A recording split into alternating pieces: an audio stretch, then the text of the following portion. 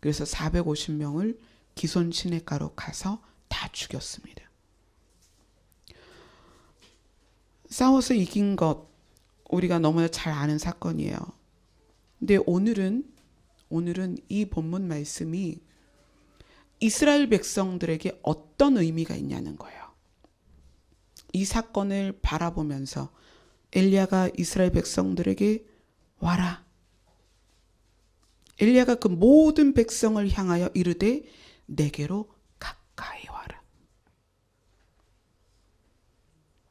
멀찍이서 450명의 바알의 선지자들과 혼자 서서 여호와께 기도를 했던 엘리야를 바라보던 이스라엘 백성들에게 엘리야가 말을 합니다. 와라. 어디로? 내게로 가까이 와라.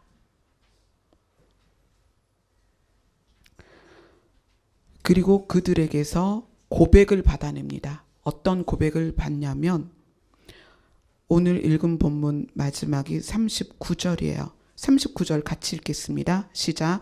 모든 백성이 보고 엎드려 말하되 여호와 그는 하나님이시로다. 여호와 그는 하나님이시로다. 이스라엘 백성이 이때까지 엘리야와 이 사건이 일어나기 전까지 이스라엘 백성은 바알도 신이다. 하나님도 신이다. 아세라도 신이다. 이렇게 생각하면서 바알에게 제사를 드리고 아세라에게 제사를 드리고 여호와께 제사를 드렸습니다. 그러한 백성들을 바라봤던 엘리야에게 이 사건이 맞닥뜨려져요. 그리고 이스라엘 백성들을 불러 모읍니다. 와라. 나에게 가까이 와라.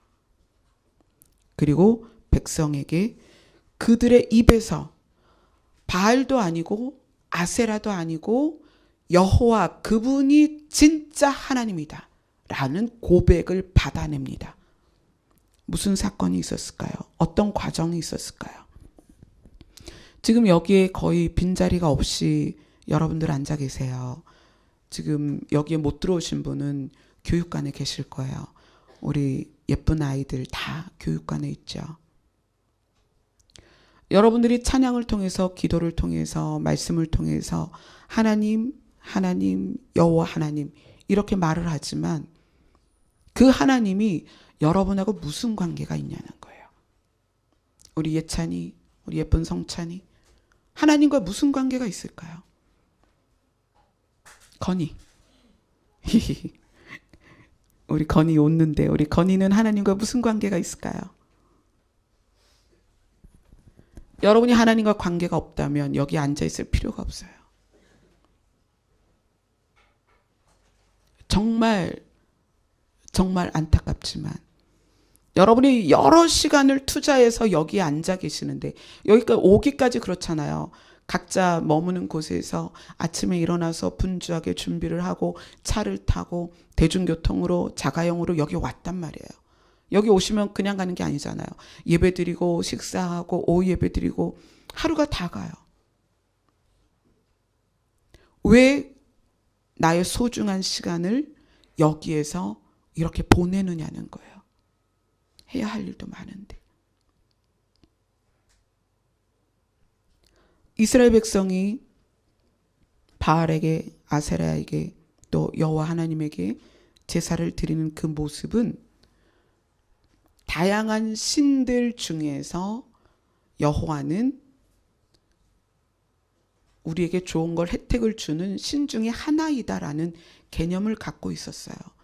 그래서 엘리야가 그것을 보고 모든 백성을 향하여 이르되 내게로 가까이 와라. 자, 봐. 그분이 누구신가? 너희가 신이라고 말하는 그 바알이 누구인지 또 여러 신 중에 하나라고 말하는 여호와가 누구인지 내가 보여주겠다. 자, 그리고 엘리야가 백성들에게 이야기를 합니다. 30절 같이 읽습니다. 시작. 엘리야가 모든 백성을 향하여 이르되 내게로 가까이 오라. 백성이 다 그에게 가까이 가매 그가 무너진 여호와의 제단을 수축하되. 여러분이 지금 여기에 예배를 드리러 왔지만 하나님과 관계가 없는 분이라면, 하나님과 관계가 친밀하지 않다면, 내가 하나님과 어떤 사이인지 모르겠다면, 하나님이 나에게 어떤 분인지 모르겠다면 첫 번째 해야 할 일이 무엇이냐면 무너진 여호와의 제단을 수축하는 것입니다. 수축한다는 것은 뭘까요? 고쳐 짓는 거예요. 망가진 것을 고쳐서 다시 짓거나 망가진 부분을 보수하는 거예요. 무너진 여호와의 제단을 수축한다는 것은 여러분 안에 무엇이 새롭게 시작돼야 되냐면 예배가 새롭게 시작돼야 돼요. 예배가. 30년 예배 드렸죠. 40년 예배 드렸습니다. 저 오늘날까지 어머니 뱃속에서부터 예배를 드렸습니다. 저 평생에 아플 때 빼고 목사님 병원에 입원했을 때 빼고 예배를 빠져본 적이 없어요. 그러면 수요일, 금요일, 주일 예배, 그러면 주일 예배 2번 하면 일주일에 4번이잖아요. 1년이면 52주예요. 1년이면 200번 이상의 예배를 드린다는 얘기예요. 그렇게 해서 50년을 왔습니다. 이제 51년 되는데. 그럼에도 불구하고 예배를 회복하라는 거예요. 어떻게 회복을 해야 될까? 여러분 생각해 보세요. 자기의 예배 드리는 횟수를 생각해 보세요. 그러함에도 불구하고 내가 내 입에서 여호와 하나님의 이름을 부르는 것이 어색하고 또 여호와 하나님이 나와 무슨 관계인지 그 관계성 안에 내가 어떤 가치도 중요성도 발견하고 있지 못하다면, 그 관계 안에서 내가 누구인지 모르겠다면 예배를 회복해야 돼요. 그 회복하는 방법 첫 번째가 31절입니다. 31절 같이 있습니다. 시작. 야곱의 아들들의 지파의 수요를 따라 엘리야가 돌 12개를 취하니 이 야곱은 옛적에 여호와의 말씀이 임하여 이르시기를 내 이름을 이스라엘이라 하리라 하신 자더라. 이스라엘의 태동이 됐던 야곱의 아들들의 지파의 수요를 따라 돌 12개를 취하였다라는 것은 예배를 회복하기 위해서는 무리 안에 어떤 무리 안에 들어있는가가 중요한 게 아니에요. 어떤 교회에 다니느냐도 중요하지 않습니다. 내가 누구와 예배 드리느냐도 중요하지 않습니다. 12지파의 이름대로 돌 12개를 취하였다는 것은 여러분 각자가 자기의 이름으로 하나님 앞에 서야 된다는 얘기예요. 아내가 믿음이 좋아서, 남편이 목회자니까, 부모님이 장로 권사니까 여러분 믿음 좋습니까? 아니요. 하나님과의 관계는 나와 하나님 1대1입니다. 누구의 도움도 필요하지 않고 누구의 도움도 받을 수가 없는 것이 관계입니다. 저도 부모님이 목회자예요. 저의 작은 아버지, 작은 어머니도 목회를 현재 하고 계십니다. 그게 저에게 무슨 도움이 될까요?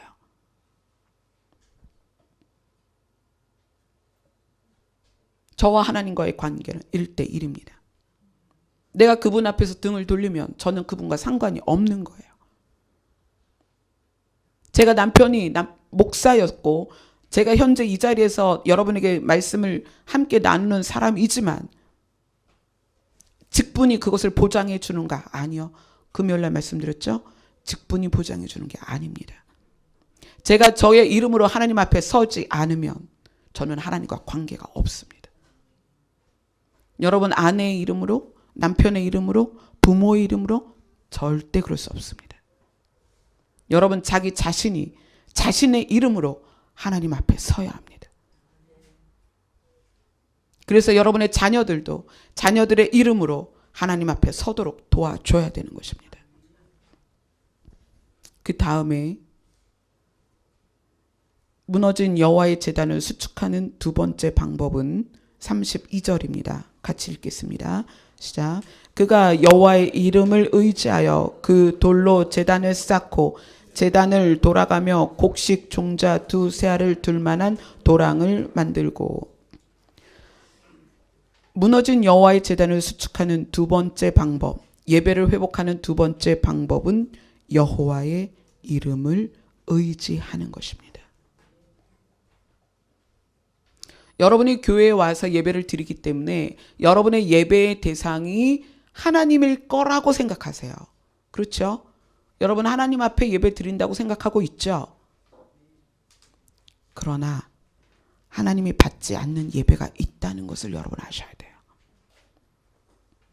여러분의 예배의 대상이 하나님이 아닐 수 있다는 거예요. 여기 보면 여호와의 이름을 의지하여 그 돌로 제단을 쌓아라. 여러분 각자의 이름으로 주님 앞에 나왔는데 여호와의 이름을 의지하여 그 돌을 쌓으라는 거예요. 여러분 무엇에 의지되어 있습니까? 솔직하게 얘기해 보세요. 여호와의 이름에 의지되어 있습니까? 여호와의 이름 하나면 충분합니까? 여호와 그분이면 여러분 충분하십니까? 그 질문에 우리가 어떻게 당당할 수 있겠어요? 여호와 한 분으로 충분하다고요?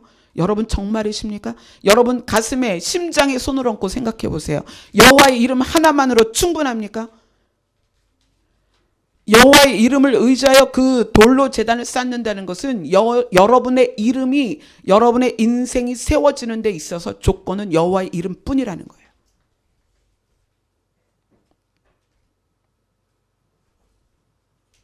잘 생각해 보세요. 내가 행복하기 위해서 여호와의 이름을 붙잡아요. 내 자식 잘 되게 하고 싶어서 여호와의 이름을 붙잡아요. 나 좋은 대학 가고 싶어서 여호와의 이름을 붙잡죠.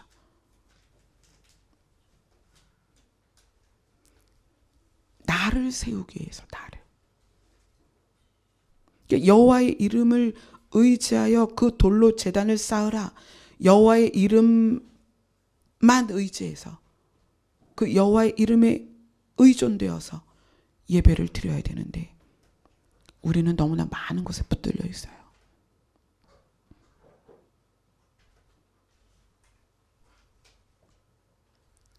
송아지도 포도나무의 열매도 아무것도 없는데 그분의 이름만으로 우리가 즐거워했었는가?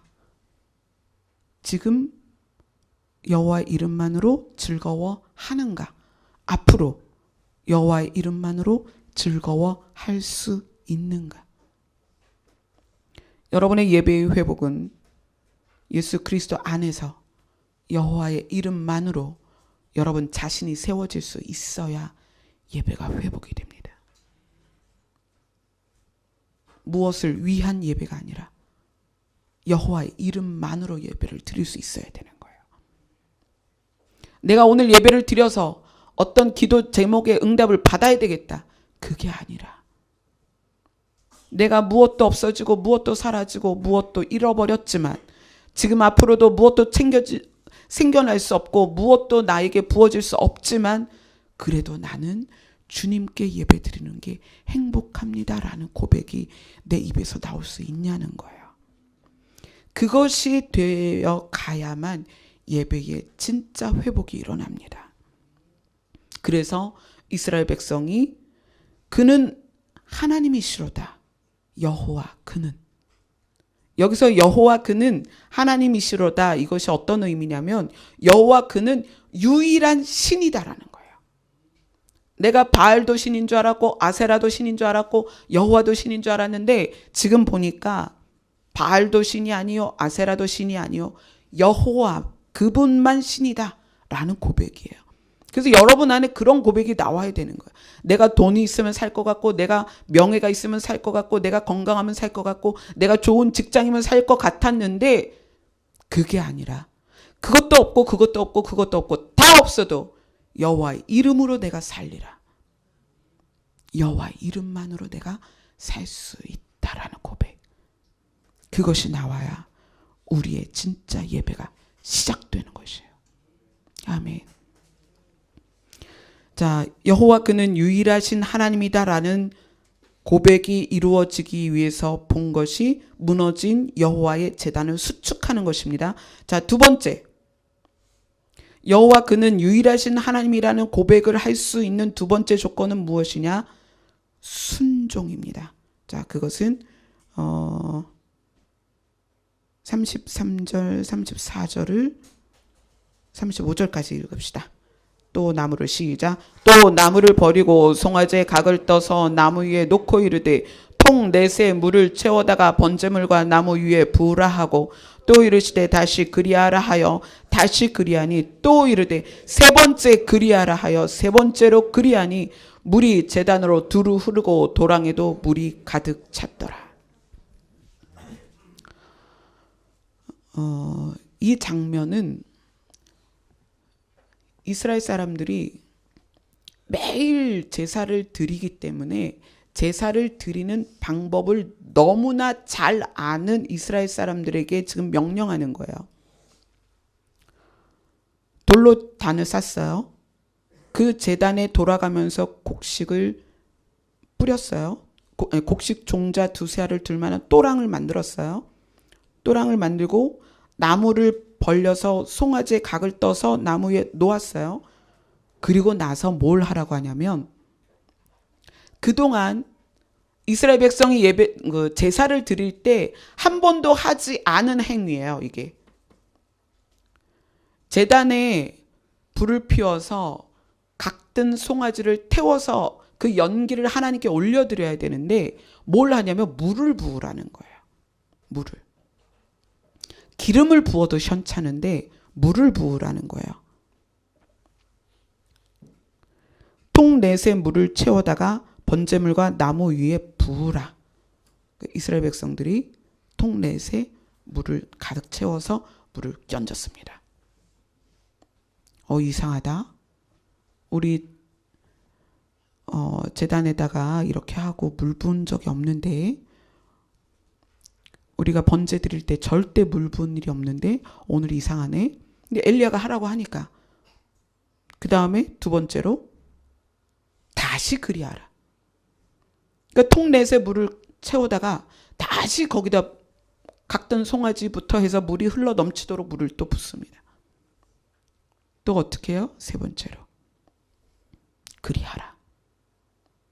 이스라엘 백성이 세 번째로 그리하니 물이 제단으로 두루 흐르고 또랑에도 물이 가득 찼더라. 하나님이 유일한 신인 것을 우리 입으로 고백하는 사건들은 언제 나타나냐면 순종할 때 나타납니다. 아멘. 이 동일한 사건이 어디 있었죠? 예수님이 첫 번째 기적을 베푼 것이 혼인잔치였죠. 혼인잔치에 포도주가 똑 떨어졌어요. 그러니까 예수님이 하인들을 불러서 항아리에 물을 부어라. 무슨 항아리예요? 포도주 항아리인데 거기다 물 부어라. 물을 다 부었어요. 떠다 줘라. 분명히 물 갖다 부었는데 떠다 줘라. 뭐로 변했어요? 포도주로 변했어요. 그 하인들의 순종이 역사를 이루어내죠. 여기서도 마찬가지예요. 엘리야가 이스라엘 백성들에게 물을 부어라. 불을 붙여야 되는 제단에 물을 부으라는 거예요. 기름도 아니고. 근데 그렇게 합니다. 언제? 명령했을 때 몇 번을? 3번을. 완전한 순종은 하나님의 역사를 일으킵니다. 그리고 나서 36절, 37절 순종 다음에 무엇이 있었느냐? 여호와 그는 유일하신 하나님이시다라고 고백할 수 있는 세 번째 조건입니다. 36, 37 같이 읽습니다. 시작. 저녁 소제 드릴 때에 이르러 선지자 엘리야가 나아가서 말하되 아브라함과 이삭과 이스라엘 하나님 여호와여 주께서 주의 종 이스라엘 중에서 하나님이신 것과 내가 주의 종인 것과 내가 주의 말씀대로 이 모든 일을 행하는 것을 오늘 알게 하옵소서. 여호와여 내게 응답하옵소서. 내게 응답하옵소서. 이 백성에게 주 여호와는 하나님이신 것과 주는 그들의 마음을 되돌이키심을 알게 하옵소서. 아멘. 요 과정은 기도입니다. 기도. 어떤 기도냐? 하나님과 내가 어떤 관계인지 관계성, 그러니까 하나님과 나와의 관계성을 확인하는 기도예요. 그것을 정립하는 기도입니다. 여러분, 가장 중요한 기도는요, 하나님과 나와의 관계를 만드는 기도예요. 그게 여러분에게 가장 중요한 기도입니다. 뭘 주세요, 뭘 주세요, 뭘 해주세요, 뭘 하게 해주세요. 이게 아니라 하나님은 누구십니까? 하나님에게 저는 누구입니까? 나에게 하나님은 누구십니까? 하나님은 어떤 분이십니까? 그래서 그 기도 안에서 내가 그분에게 누구인지, 그분이 나에게 누구인지가 세워져 가는 관계가 기도예요. 그래서 기도 안에서 관계성이 확립이 되고 나면 뭐가 된다? 그분은 나의 하나님이시다. 그 고백이 절로 나올 수밖에 없는 거예요. 근데 관계도 되어 있지 않고 관계성이 만들어지지도 않았고 전혀 그것이 생겨나지 않은 상태에서 사람들은 기도를 이렇게 배웠습니다. 하나님께 구해라. 내가 그분에게 누구인지도 모르고 그분이 나에게 누구인지도 모르는데 구하는 거예요. 목록을 쫙 정해서 이것도 필요하고 저것도 필요하고 이것도 주세요. 저것도 주세요. 그분이 우리에게 그것을 왜 주셔야 될까요? 여러분의 기도는 하나님이 누구신지, 내가 그분에게 누구인지를 찾아가는 방법입니다. 그리고 그것이 찾아져서 관계성이 확립이 됐을 때 그것을 고백하는 게 기도입니다. 오늘 이스라엘 백성이 가장 좋은 기도를 한 거예요. 모든 백성이 보고 엎드려 말하되 여호와 그는 하나님이시로다. 여호와 그는 하나님이시로다. 내가 바알도 신인 줄 알았고 아세라도 신인 줄 알았고 여호와도 신인 줄 알았는데 내가 오늘 보니까 여호와 당신만 신입니다. 그것이 가장 놀라운 고백이고 그것이 가장 좋은 기도예요. 그렇게 기도를 했더니 무슨 일이 일어났는가? 38절 같이 읽습니다. 시작. 이에 여호와의 불이 내려서 번제물과 나무와 돌과 흙을 태우고 또 도랑에 물을 핥은지라. 아멘. 무엇이 내려와서? 여호와의 불이. 기름을 껴얹은 게 아니라 흠뻑 젖도록 내 통에 물을 3번 부었어요. 12통을 부었단 말이에요. 제단에. 그리고 하나님께 엘리야는 하나님과 나와의 관계를 드러내소서 이런 거예요. 기도가. 제가 당신에게 누구입니까? 제가 당신의 종이잖아요. 당신과 내가 무슨 관계입니까? 당신이 나의 하나님이시잖아요. 그 증거를 드러내시라는 거예요. 그것을 어떻게 드러내셨느냐? 여호와의 불이 내려와서 흠뻑 젖은 번제물을 태워버렸다는 거예요. 또 나무와 돌을 흙을 다 태워버렸습니다. 도랑에 있는 물을 핥아버렸어요. 기적을 보여주셨습니다. 그 기적을 보여주신 이유가 뭐다? 관계를 증명하는 거예요. 관계를 증명하는 거예요. 엘리야는 나의 종이다. 나는 엘리야의 하나님이다. 선택해라. 바알에 설 것인가? 하나님 앞에 설 것인가? 너희가 선택해라. 이스라엘 백성이 많이 모였습니다. 그때 엘리야가 이렇게 얘기를 해요. 우리가 오늘 본 열왕기상 18장 21절입니다.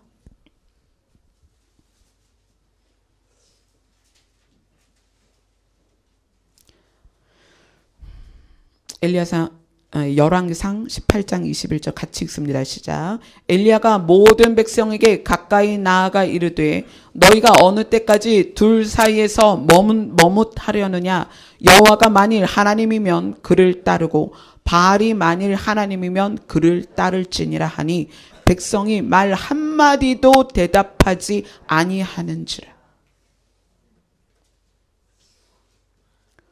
둘 사이에서 둘 다 신이라고 생각하고 둘에게 제물을 드리는 백성들을 향하여 둘 사이에 머뭇거리지 마. 하나만 결정해. 뭐야? 바알이냐? 하나님이냐? 너희가 선택해라. 이스라엘 백성들이 한마디도 못하고 있습니다. 그런데 엘리야가 하나님이 하나님 되심을, 여호와가 하나님 되심을 순차적으로 보여줍니다. 무너진 제단을 수축합니다. 예배를 회복하는 거예요.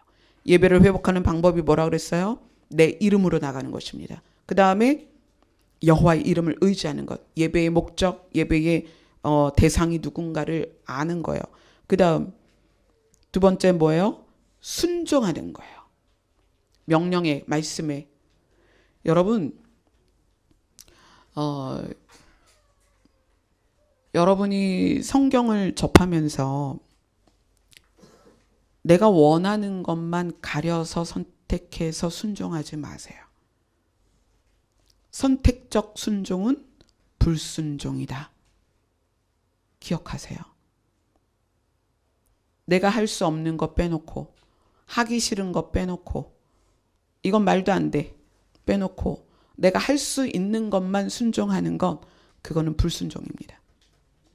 완전한 순종, 그게 필요하다는 거예요, 여러분에게.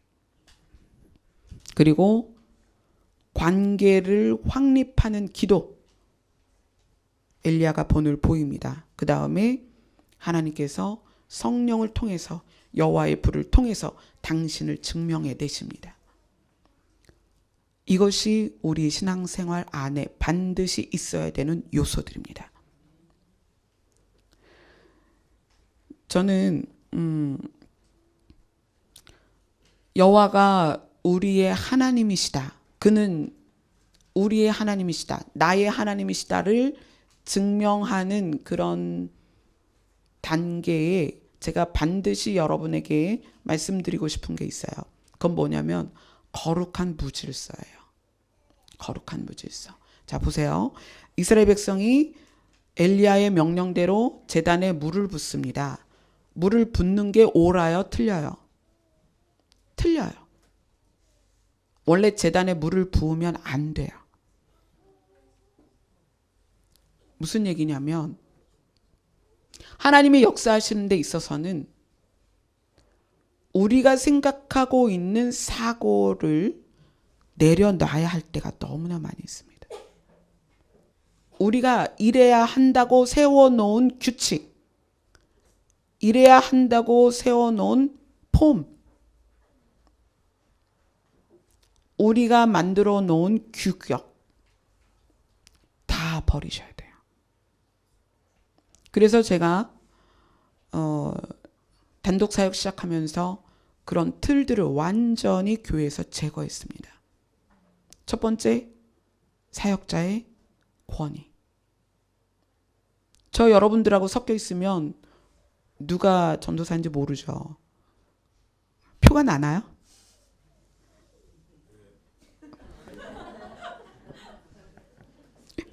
아, 표가 나는구나. 제가 교회의 구조 안에서 가장 빨리 제거한 게 권위입니다. 포지션의 차이다. 주방을 맡든 설교를 맡든 청소를 맡든 반주를 맡든 포지션의 차이다. 권위는 아니다. 그래서 권위를 제거했습니다. 그 다음 제가 교회를 세워가면서 또 버린 게 있죠. 계획을 버렸습니다. 저희 예산 안 짜요. 왜 예산을 안 짤까요? 여러분 생각해 보세요. 하나님이 우리 아버지잖아요. 근데 하나님께서 이번에 우리 민족 성식 교회를 이렇게 해줘야지. 그런데 우리가 계획을 막 이렇게 짜놔요. 그럼 어떻게 해요? 요렇게 짜놓고 요거를 기도를 하는 거예요. 하나님께. 하나님 요렇게 해주시고 요렇게 해주시고 요렇게 해주시고 1월 달에 뭐 해주시고 2월 달에 뭐 해주시고 3월 달에 뭐 해주시고. 저는 하나님의 능력을 제한하지 않습니다. 아멘. 계획하지 마세요. 하나님이 마음껏 일하시게 두세요. 하나님은 자기가 원하시는 대로 일하십니다. 규정 짓거나 제한하거나 하지 마세요. 그래서 저희는 재정도 계획을 안 하고 1년 프로그램도 계획이 없습니다.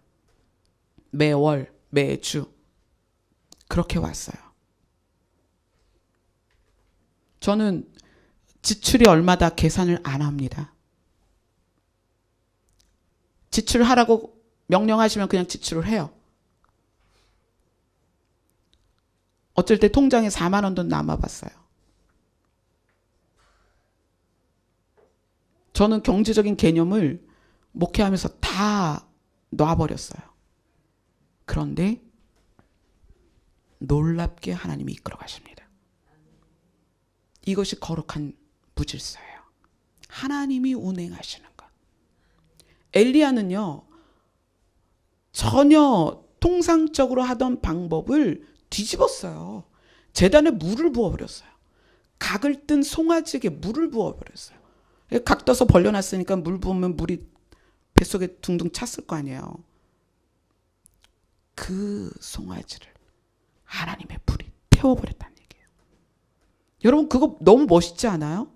바짝 마른 송아지가 아니라 뱃속에 물이 가득한 송아지를 태워버렸단 말이에요. 그것이 어떻게 가능하다? 우리가 우리의 틀을 내려놓을 때 가능한 거예요. 거룩한 무질서라는 것은 주도권을 하나님께 드리는 거예요. 하나님 알아서 하세요. 여러분 그렇게 말하면 되게 막막하죠.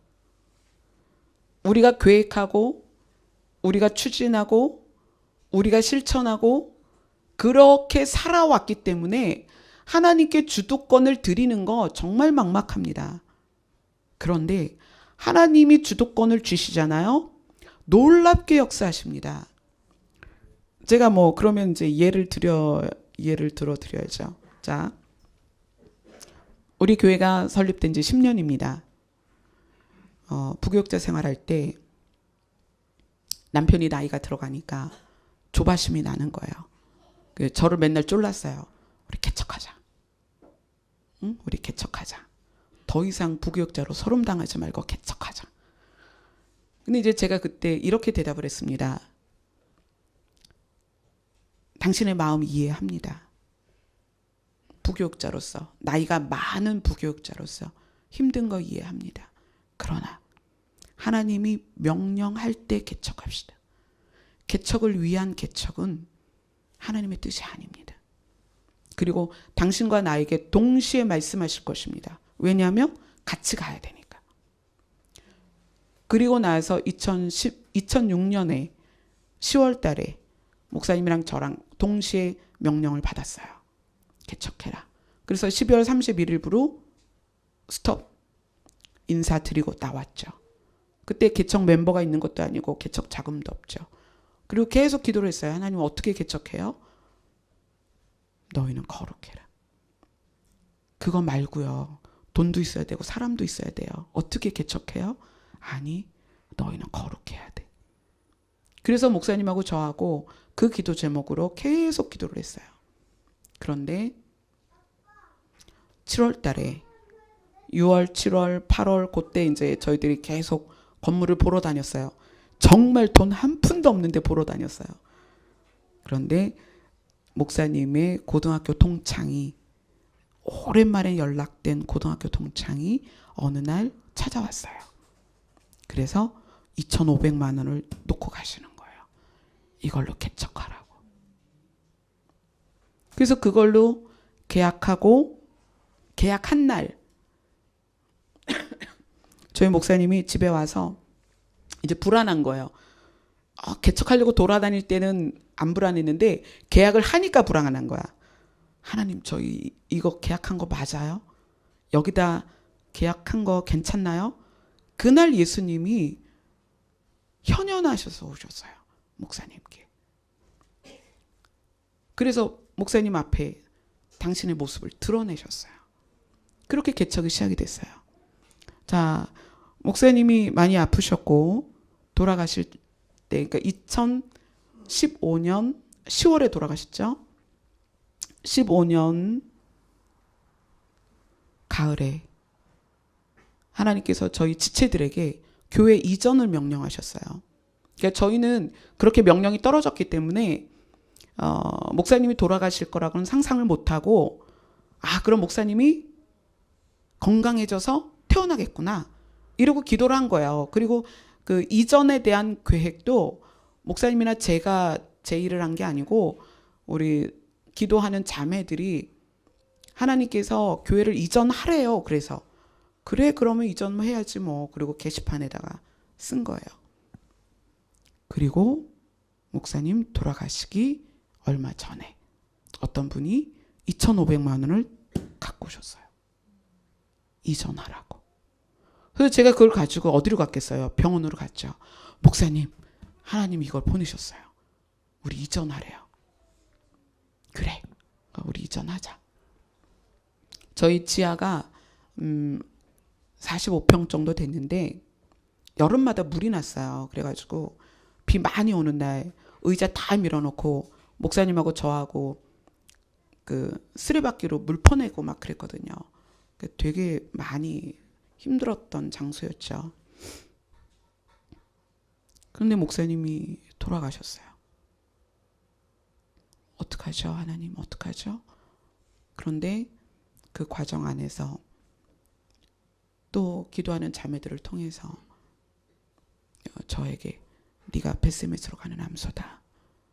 사역을 이어가라. 그래서 그걸 가지고 10월 달에 목사님 돌아가시고 11월에 교회가 이전을 했죠. 자, 이전을 하는데 그게 2,500이었고요. 저희 지하 교회가 1,000만 원이었어요. 3,500이죠. 3,500 갖고 움직여야 되는데 그건 좀 부족하잖아요. 지하를 못 벗어나겠더라고요. 그래서 이제 제가 장례식 때 나온 거 1,000만 원, 또 개인적으로 있었던 거 500만 원 해갖고 자본을 만들었어요. 그 이제 자매들한테 미션을 줬어요. 저는 이제 우리 아이가 아프니까 꼼짝을 못했거든요. 자매들에게 어떻게 미션을 줬냐면, 이제 지하는 절대 안 간다. 2층으로 봐라. 2층으로 보되 본당과 교육관을 따로 봐라. 저희가 지하 한 칸에서 예배드리고 밥 먹고 이걸 다 했기 때문에 본당과 교육관 따로 있어야 된다 그랬어요. 근데 어느 날 자매가 연락이 왔어요. 찾았다고, 그런 곳을. 그래, 지금 뭐 하는 곳이니? 그랬더니 여기는 절이었고요. 여기가 절이었어요. 저쪽은 피부샵이었어요. 실내가 어떻디? 물어봤더니 엉망진창이에요. 그래. 그래서 야, 그럼 어떡하냐. 내가 보증금은 마련했는데 인테리어 비용을 우리가 할 수가 없다. 인테리어 비용은 최소한 3,000원 나올 거니까 그거를 우리가 감당할 수 없어. 그때 주인이 여기가 보증금 2,000, 저쪽에 2,000 그랬어요. 보증금은 되겠지만 인테리어는 못하겠다. 다른 거 알아봐라 그랬어요. 그리고 나서 어느 정도 시간이 지났어요. 1주일, 2주일 지났는데 주인한테 연락이 왔어요. 와보라는 거예요, 여기를. 그래서 왔죠. 왔더니 비어있을 때 그렇게 지저분했는데 뭔가 공사가 아주 요란한 거예요. 이쪽도 공사하고 저쪽도 공사하고. 근데 주인이 그러는 거예요. 여기를 집을 2칸 월세로, 저쪽을 집을 2칸 월세로 넣어서 월세 4가구를 넣으려고 했대요. 월세 4가구를 넣어서 월세 받으려고 지금 공사를 시작했다라고 얘기를 하더라고요. 그런데 부동산 아저씨가 그랬대요. 월세 4가구 월세 받는 거 좋긴 한데 월세로 집을 주면 이 4가구가 돌아가면서 1년에 한 번씩 이사를 간대요. 그러면은 이 4가구가 이사 다닐 때마다 계약 다시 해야 되죠. 뭐 수리 다시 해야죠. 도배 다시 해줘야죠. 엄청 골치 아프다는 거예요. 그러면서 부동산 아저씨가 그랬대요. 그런데 내가 보니까 계약을 하면서 보니까 교회는 한 번 들어오면 안 나가더라 그러더래요. 그분이 전화를 한 거예요. 교회로 들어오라고. 그래서 아니 저희는 보증금은 되는데 글쎄요 교회 여길 그때는 이제 조금 튕기는 거죠. 교회 여길 들어올까요 말까요 막 그랬는데 주인이 그러시는 거예요. 어차피 자기가 그 집을 넣기 위해서 견적을 뺐으니까 내가 계약한 만큼은 공사를 무료로 해주겠다. 그래서 공사가 시작이 됐어요. 어떻게? 여러분 겨울 내내 안 추우셨죠? 이 건물이 우리 교회만 도시가스예요. 이 건물 전체가 도시가스가 없었어요. 근데 주인이 도시가스를 끌어다가 공사를 해준 거예요. 그래서 우리 교회만 도시가스 들어와요. 그리고 뭐 우리가 원하는 대로 이쪽에 베란다 있어야 됩니다. 창고 만들어야 됩니다. 저쪽에 부엌 만들어 주세요. 뭐 여기 이쪽 칸 띄고 이쪽 칸 두시고 뭐 이래서 이 구도가 나온 거예요. 그리고 나서 주인이 그렇게 얘기하더라고요. 내가 세입자를 위해서 공사 비용은 얼마나 들었는지 아세요? 그러더니 3,500이 들었대요. 왜냐하면 없는 문 만들었죠. 없는 도시가스 끌어다가 했죠. 여기는 또 친절하게 도시가스 2개 넣어줬죠. 저쪽은 하나지만 없는 부엌 만들었죠. 무에서 유를 만들어가지고 저희에게 주셨어요. 그래서 저희는 여유 자금 약간으로 필요한 물품 넣고 신발장 뭐 요 정도 이렇게 수납장 그렇게 하고 들어왔습니다. 아멘. 우리가 계획하지 않아도 하나님이 우리를 이끄세요. 너무 놀랍죠. 저희 이전 자금이 어떻게 만들어졌냐면 그분이 그런 얘기를 하시더라고요. 2006년에 하나님께서 땅을 사라 그러셨대요. 2007년인가요? 2006년인가 잘 기억이 안 나네요. 근데 1,000만 원밖에 없는데 2,000만 원 갖고 어떻게 땅을 사냐고 그랬더니 하나님이 있다. 땅 사라 그러셨대요. 그래서 그걸 가지고 부동산에 갔는데 진짜 1,000만 원짜리 땅이 저기 38선 부근에 있더래요. 그래가지고 그걸 샀는데 2015년에 팔아라 그러셨대요. 그래서 팔았는데 2,500이 된 거예요. 그거를 하나님이 여기다 갖다 줘라. 놀랍지 않아요? 하나님의 일하심. 정말 놀랍죠. 그렇게 해서 우리가 여기를 이전을 왔습니다. 하나님께서 18년 전에 저 안면마비 왔을 때 눈도 안 감아지고 완전히 얼굴이 무너져서 잘 때 안대를 껴야만 잠을 자고 음식도 질질 흘리고 양치질하면 치약이 질질 흘리는 그때 하나님께서 그렇게 말씀하셨어요. 네 얼굴이 고침받을 때 내가 너를 들었으리라. 2가지 약속이에요. 하나는 고쳐질 거다. 또 하나는 널 쓸 거다. 18년 동안 그 음성을 제가 붙들고 있었습니다. 고침받을 것이다. 나를 쓸 것이다. 그때 정말 폭풍같이 말씀하신 그 음성이 시간이 지나니까 오늘 결론적으로 여러분에게 보여지는 거예요. 제가 계획한 것이 아닙니다. 2006년 말쯤부터 하나님께서 글을 쓰라고 그러셨어요. 제가 글을 쓸 수 있는 사람이 아니에요. 저 학교 다니면서 상장을 받아본 적이 없어요. 그래서 열심히 개근했습니다. 왜요? 개근상이라도 타려고. 상을 받아본 적이 없어요. 그런 사람한테 글을 쓰라는 거예요. 그리고 뭐라고 말씀하셨냐면 이것이 책으로 나올 것이다. 그러나 네가 주관할 것이 아니다. 그리고 책이 나올 때 책 제목은 휴거되지 못한 자에게 고함이 될 것이다. 그래서 제가 너무 놀래가지고 그때 그 말씀 받았을 때 저희 남편 목사님에게 이야기를 했어요. 하나님이 휴거되지 못한 자에게 고함이라는 글을 주실 거고 그걸 책이 나온대. 그랬더니 목사님이 기절을 하는 거예요. 왜냐하면 저희 목사님이 그때까지는 오심에 대한 조명이 없을 때였어요. 야, 너 지금 너 너무 막 나간다. 너 너무 빠졌어. 야, 너 큰일 났다. 너 어디 가서 그런 거 얘기도 꺼내지 마. 휴거자 꺼내지도 마. 그럴 때였어요. 그러니까 늘 근심 어린 표정으로 저를 보면서 너 제발 그런 기도하지 마. 제가 기도를 너무 격하게 하니까 그런 기도하지 마. 그런 제목으로 글을 쓸까 봐 저를 너무 근심스럽게 쳐다봤는데 시간이 지나 어느 날 보니까 그 글을 쓰게 하셨고 책이 나왔어요. 저는 손도 대지 않고 그 책이 교회로 왔어요. 놀랍죠? 그 책을 쓰기 위해서 만들기 위해서 그것을 주도하게끔 호주에서 한국으로 사람을 보내서 그 일을 이루셨어요. 지금 그 책이 10개국으로 나갔습니다. 수만 권이 나갔습니다.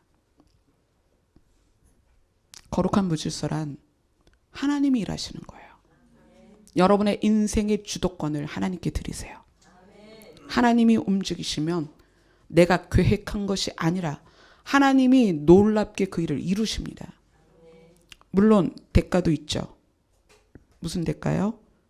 순종의 대가가 있어야 됩니다. 제가 재미있는 얘기 해드릴게요. 화분 보이시죠? 지난주에 있었어요? 없었어요? 없죠. 없었죠.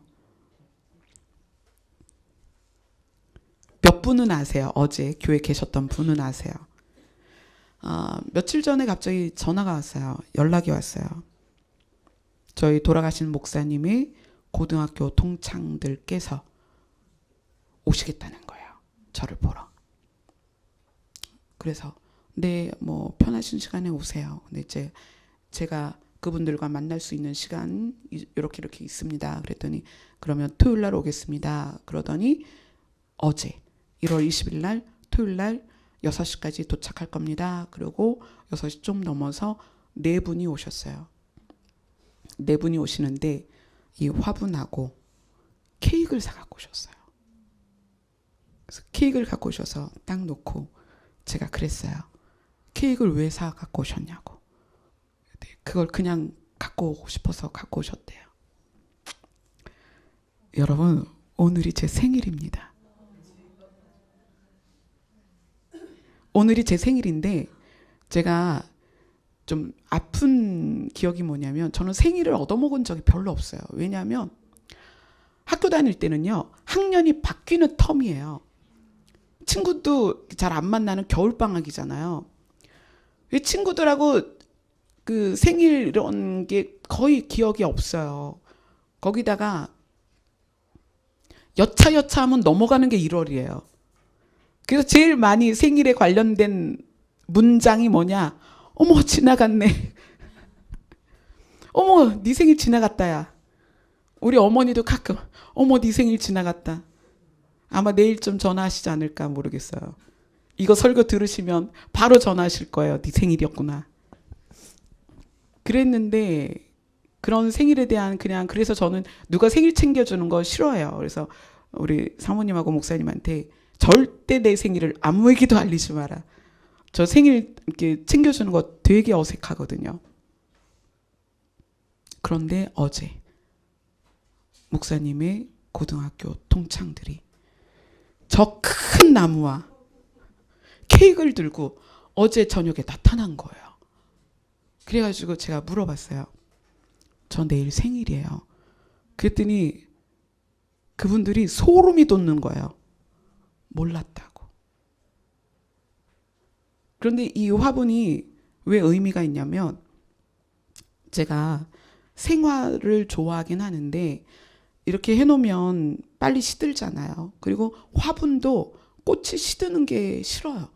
그래서 저는 파란 화분을 좋아해요. 우리 김종민 집사님 갖다 주신 아이비 얼마나 잘 자라고 있는지 몰라요. 그런 파란 잎을 좋아해요. 그래서 생전에 목사님도 저하고 꽃집에 자주 가요. 근데 사지는 않는데 좋아하니까, 제가 이런 화분을 좋아하니까 보러 가고. 남자가 천국 가야 철드나 봐요. 그런 느낌인 거예요. 목사님이 천국에서 이제 아내를 챙겨주고 싶은데 가장 남편과 관련이 있어서 저에게 그 의미를 전달할 수 있는 대상이 누굴까? 저희 목사님은 친구가 없어요, 사실은. 직장 동료는 한 명도 없어요. 왜냐하면 직장 다니는 동안에 술 먹고 담배 피고 그랬던 시절, 그러니까 은혜 받기 전이었거든요. 은혜 받기 전 직장 생활의 동료는 전혀 안 만났어요. 신학교 동기들도 전혀 안 만났어요. 저희 목사님이 좀 이렇게 친구들 잘 안 만났어요. 그래서 유일하게 만난 친구가 고등학교 동창이에요. 왜냐하면 고등학교 때 3년을 한 반이 그냥 올라가고 담임 선생님도 한 분이셨대요. 그 공고의 특성인가 봐요. 그래서 그 친구분들이 이 선물을 갖고 오고 케이크를 갖고 와서 제가 또 그 얘기를 했죠. 1992년 1월 21일이 제가 남편을 처음 만난 날이에요. 아이들 말로 대박이죠. 그래서 저는 제 생일날 남편을 만났어요. 처음 만났어요. 처음. 근데 그것을 남편의 동창들을 통해서 축하를 받은 거예요, 어제. 근데 그분들은 모르고 왔어요. 너무 신기한 거예요. 그래서 그분들이 모르고 왔는데 그러면 노래 불러줘야 되겠다고 초를 꼽았어요. 초를 꼽았는데 몇 개냐면 7개야. 이건 도대체 뭐야, 7개는. 거기 케이크 가게에서 그냥 준 초예요. 그래서 내가 그냥 꼽읍시다.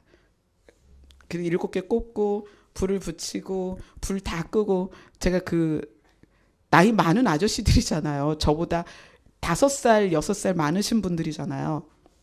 노래 부르세요. 그때 노래를 막 불러주세요.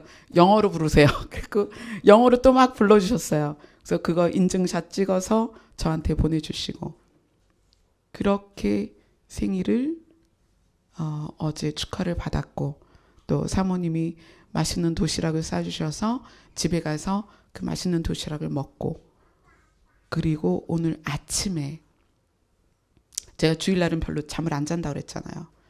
한 2시간 반 자고 아침에 아침 기도를 하면서 하나님이 나에게 누구신가? 여러분에게 하나님이 누구실까요? 저에게 하나님은 아빠예요. 남편이 돌아가시고 하나님께서 가장 먼저 해주신 말씀이었어요. 이제 나를 아빠라고 불러라. 내가 너를 도울 것이며 내가 너를 인도할 것이다. 그래서 여기로 이사와서 2016년도에는 많은 사람들이 저를 떠나는 해였어요. 15년에 남편이 떠나고 16년대에는 남편과 관련 있는 모든 성도가 다 떠났어요. 정말 마음이 아픈데 제가 가라고 한 것도 아닌데 다 가더라고요. 다 떠나고. 그리고 2017년도에 여러분들을 보내주시기 시작하셨어요. 그리고 지난주에 제가 30년 만에 비행기를 탔어요.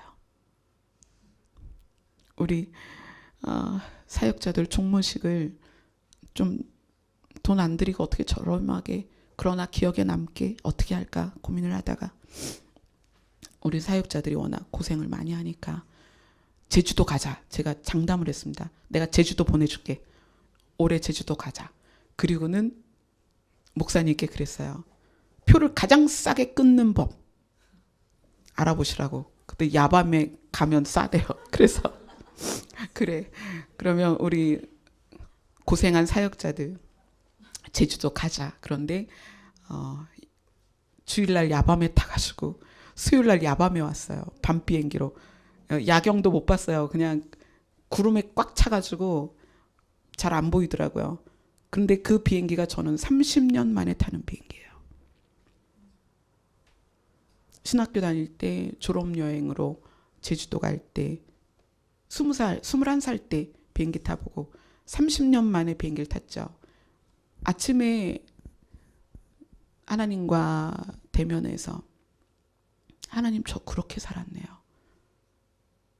저 30년 만에 지난주에 비행기 탔어요. 저 살아오면서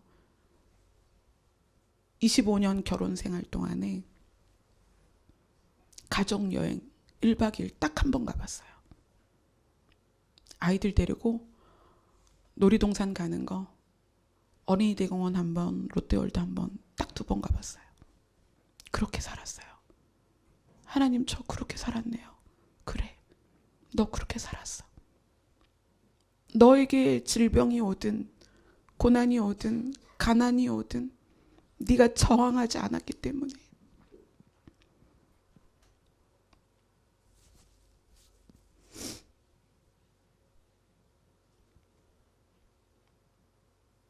이제 내가 너의 아빠다.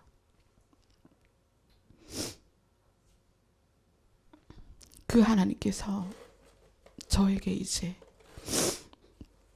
약속을 이루어 가고 계세요. 여러분들은 하나님이 저에게 하셨던 그 약속에 동참되어 있는 거예요. 그래서 제가 하나님께 약속을 한 거예요. 우리 성도들 한 사람도 잃지 않고 주님 나라에 같이 가고 싶어요. 이 소원을 이루어 주세요. 한 달 금식할 때 제 생명을 받으시고 우리 교회 살려주세요. 그래서 하나님이 약속해 주셨어요. 내가 저들을 살릴 것이다.